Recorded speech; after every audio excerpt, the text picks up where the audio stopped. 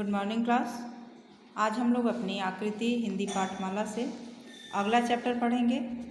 हमारा अगला चैप्टर है आगे बढ़ने का रहस्य।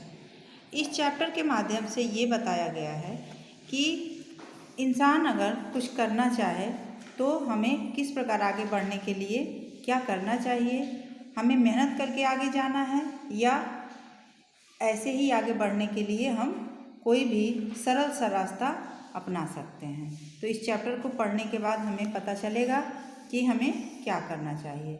समय के साथ बूढ़े होते गोविंदराव को एक ही चिंता थी कि अपना हुनर किसे सिखाएं।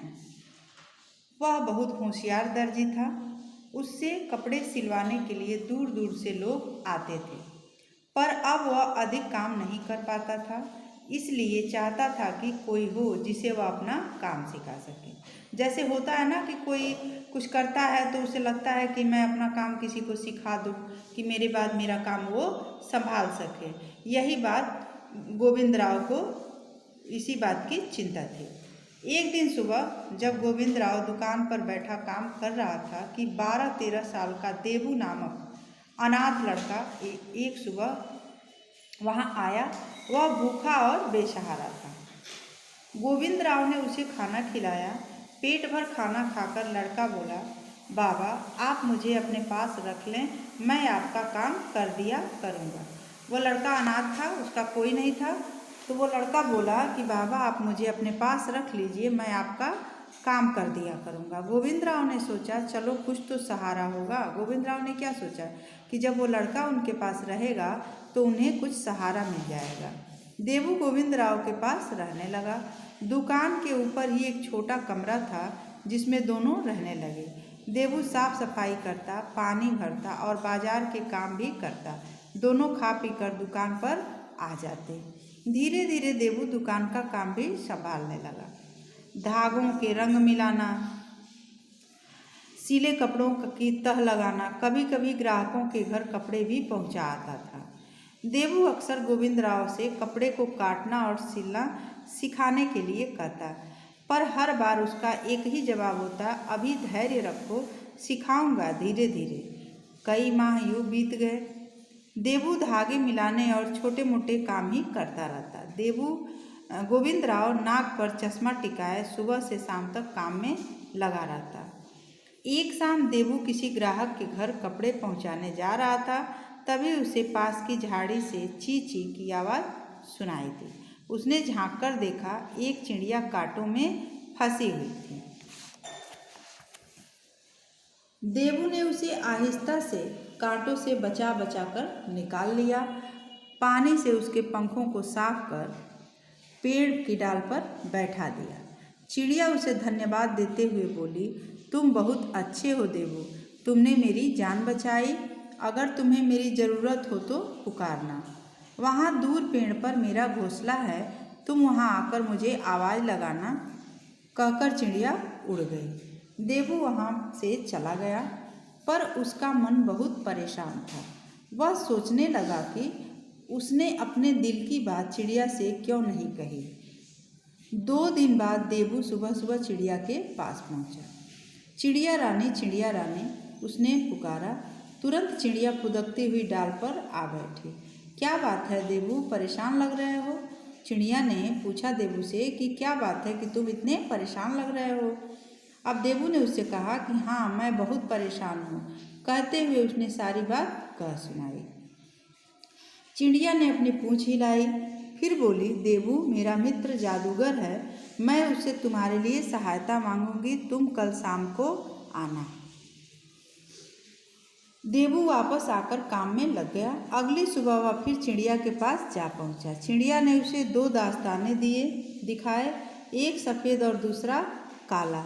चिड़िया ने कहा, सफ़ेद दास्ताने पहनोगे तो तुम काम जल्दी सीख जाओगे, काले दास्ताने पहनोगे तो तुम्हें किसी से कुछ सीखना ही नहीं पड़ेगा। देवू ने कुछ देर सोचा, फिर काले दास्ताने उठा लिए। चिड़िया ने कहा, देवू ध्यान से पहनना, इन्हें एक बार खो जाने पर मैं तुम्हारी कोई सहायता नहीं कर सकूंगी। अब चिड़िया ने उसके सामने दो ऑप्शन रखा, एक सफ़ेद दास्ताने रखे और एक साइड में काले दास्ताने रखे, उसे यह समझाने के लिए कि अगर तुम सीखना चाहते हो तो सफ़ेद दास्ताने पहनो, उससे तुम काम जल्दी सीख जाओगे। अगर सीखना नहीं चाहते हो तो काले दास्ताने पहनो, जिससे तुम्हें कुछ सीखना नहीं पड़ेगा, तुम्हारा काम अपने आप होने लगेगा। तो देखिए यहाँ देवू अपना दिमाग क्या लगाया, उसने मेहनत करना नहीं चाहा और वो डायरेक्ट अपना काम करने की सोचने लगा। देवू ने चिड़िया को धन्यवाद दिया और काले दास्ताने पहन वापस आ गया। उसे ऐसा लगने लगा मानो उसकी उंगलियां कैंची सुई मशीन की तरफ खींची जा रही हैं। दुकान पर आ उसने एक कपड़ा मेज पर बिछाया और कैंची से उसे काट डाला। बिना कुछ सोचे समझे वह मशीन पर उसे सीने भी लगा। उसे खुद भी समझ नहीं आ रहा था कि सारा काम किस तरह हो रहा है। दुकान से मशीन चलने की आवाज़ सुन गोविंद राव नीचे आ गया। अरे अरे, यह क्या कर डाला, उसके मुंह से निकला। यह कीमती कपड़ा था। गोविंद राव को डर लगा कि कहीं कपड़ा खराब हुआ तो वह मालिक को क्या जवाब देगा। तभी देवू ने सिला हुआ कपड़ा उसके आगे रख दिया। कपड़ा बिल्कुल सही और सफाई से सिला हुआ था। तभी उसकी नज़र देवू के हाथों के काले दास्तानों पर पड़ी। वह समझ गया कि यह करामात इनकी ही है। कौन समझ गया? गोविंद राव समझ गया कि यह जादुई दास्ताने पहने हुए है, इसीलिए इसने कपड़े बहुत अच्छे से सिल दिए। दास्तानों के कारण दुकान पर काम बढ़ गया। एक भी ग्राहक को लौटना न पड़ता। देवू दास्ताने पहने काम में जुटा रहता। घंटों और दिनों का काम मिनटों में होने लगा, जिससे दुकान की आमदनी भी बढ़ गई। अब क्या हुआ? देवू ने मेहनत करना तो चाहा नहीं, बिना मेहनत के उससे काम होने लगा। वो दास्ताने पहन लेता था, कोई भी कपड़ा काटता था और कोई भी कपड़ा काट के सिलता था तो बहुत ही परफेक्ट सिल देता था। इसलिए क्या हुआ, काम बढ़ गया, उसके पास कपड़े ज़्यादा मिलने लगे और कपड़े ज़्यादा जब मिलने लगे तो उसके दुकान की आमदनी भी बढ़ गई, पैसा भी ज़्यादा आने लगा। पर गोविंद राव अभी भी अपनी पुरानी चाल में चला जा रहा था। सुबह से शाम तक वह अभी नाक पर चश्मा टिकाए काम करता रहता। देवू को अपने काम और नाम पर घमंड होने लगा। देखिए बात आ गई ना कि जब वो मेहनत से नहीं किया काम, अपने आप काम होने लगा तो क्या हुआ, उसके अंदर घमंड होने लगा। वह कई बार धीरे धीरे काम करने के कारण गोविंद राव को फटकार भी देता। अब देखिए वो गोविंद राव को ही डांट देता था कि आप बहुत धीरे धीरे काम करते हैं। वह भूल गया था कि जब वह भूखा और बेसहारा था तब इसी बूढ़े दर्जी ने उसे सहारा दिया था। देवू रोज रात को सोते समय दास्ताने अपने तकिए के नीचे रखकर सोता था। एक सुबह जब उसने तकिया उठाकर दास्ताने पहनने चाहे तो उसे वह दास्ताने न दिखे। उसे अच्छी तरह याद था कि सोने से पहले उसने दास्ताने तकिए के नीचे ही रखे थे। परेशान देवू ने बिस्तर उलट पलट डाला। कपड़ों की अलमारी से कपड़े निकाल कर देखे पर दास्ताने ना मिले। मन ही मन वह गोविंद राव के लिए बुरी बातें सोचने लगा। उसने जाकर पूछ भी लिया, बाबा आपने मेरे दास्ताने देखे? अब देखिए छोटी सोच उसकी थी। उसने ये सोचा कि गोविंद राव उसके काम से जल रहे हैं और उन्होंने ही उसके दास्ताने हटा दिए हैं, छुपा दिए हैं, इसलिए वह जाके उनसे पूछ ही लिया। नहीं तो बेटा, गोविंद राव ने कहा, नहीं तो बेटा, बूढ़ा भी दास्ताने ढूंढने में जुट गया। अब वो क्या किए, वो भी उसका दास्ताना खोजने लगे। घर का सामान इधर उधर देख करते हुए देवू को अनाज की बोरी के पीछे कुछ काला काला दिखाई दिया। अब वो क्या किया कि पूरे घर को खंगाल दिया, एकदम उलट पलट कर दिया दास्ताना खोजने में। तो उसे क्या दिखा, अनाज की बोरियां रखी थी, उसी के पीछे कुछ काला काला दिखाई दिया। हाथ डालकर खींचा तो वो तो दास्ताने ही थे। वो क्या थे, वो देवू के दास्ताने थे। रात में वो तकिए से खिसक कर गिर गए थे, जिन्हें चूहा अपने बिल में खींच ले गया था। दास्तानों की एक भी उंगली साबुत नहीं बची थी। चूहे ने उन्हें बुरी तरह कुतर डाला था। अब देखिए, अब उसके दास्ताने तो नष्ट हो गए, उन्हें चूहों ने काट दिया था। देवू तेजी से नीचे दुकान में गया, सुई धागे से सीने की कोशिश करने लगा, पर उसके हाथ कांपने लगे, मानो पहली बार सुई पकड़ी हो। उसकी आंखों में आंसू आ गए। उसे अपना काम और नाम डूबता दिखाई देने लगा। उसे याद आया चिड़िया ने कहा था, सफ़ेद दास्ताने तुम्हें काम सीखने में मदद करेंगे और काले अपना काम खुद कर देंगे। अब उसे समझ में आया कि हमें काले दास्ताने न लेके हमें चिड़िया से सफ़ेद दास्ताने लेने चाहिए थे, क्योंकि वो हमें काम सिखा देते। यदि वो काम सीख लिया होता और सीख के ये सब काम किया होता तो उसे आज रोने की नौबत नहीं आती। अब क्या हो सकता है, वह बिलख बिलख कर रो पड़ा। बूढ़ा गोविंदराव वहीं खड़ा देवू की बेचैनी देख रहा था। वह समझ गया कि दास्तानों का जादू खत्म हो गया। आगे बढ़कर उसने देवू के सिर पर हाथ रखा, कहा, आंसू पोंछ दो बेटा, चलो आज से मैं तुम्हें काम सिखाना शुरू करूँगा। बूढ़े की बात सुन देवू कुछ संभला। तब बूढ़े ने समझाया, बेटा जीवन एक ऊंची सीढ़ी है, जो एक पांव टिकाकर दूसरा पांव आगे बढ़ाता है वही ऊपर तक जाता है। जो एक बार में ही ऊपर तक पहुंच जाना चाहते हैं मुंह के बल जमीन पर आ गिरते हैं।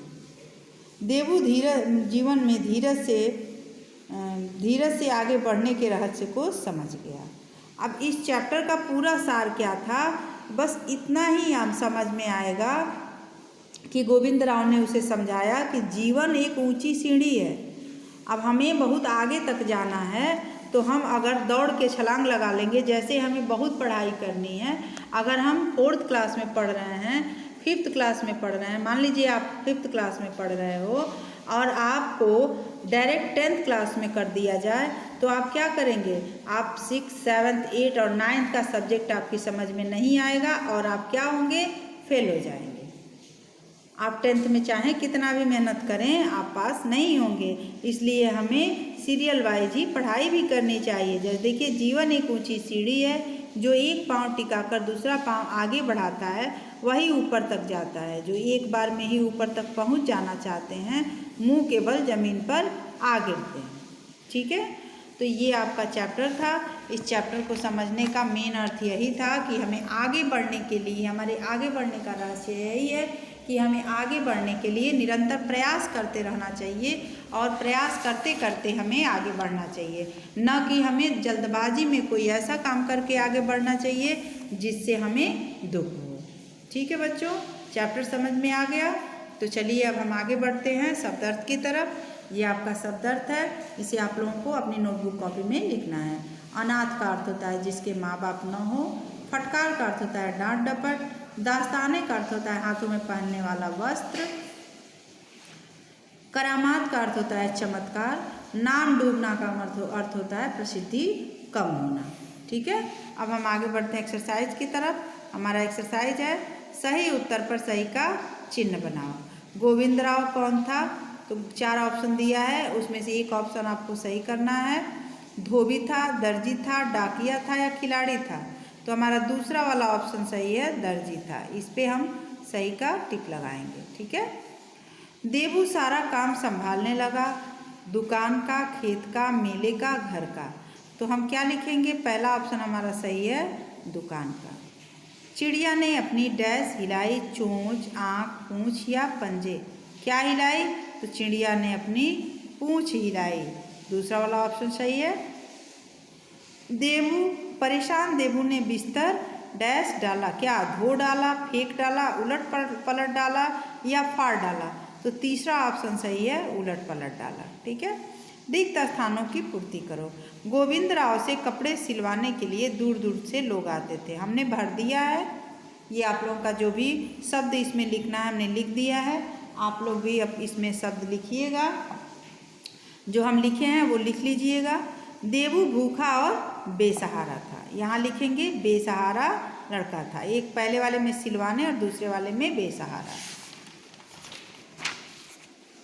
तीसरा है आपका, कभी कभी ग्राहकों के घर कपड़े भी पहुँचा आता है। इसमें भरेंगे ग्राहकों।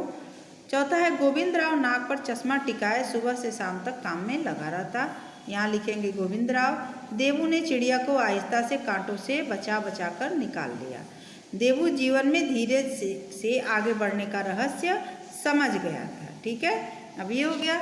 अगला एक्सरसाइज है, सही या गलत। गोविंदराव बहुत होशियार दर्जी था। सही। देवू ने सफ़ेद दास्ताने उठाकर पहने नहीं। गलत। देवू के काम से दुकान की आमदनी बढ़ गई। सही।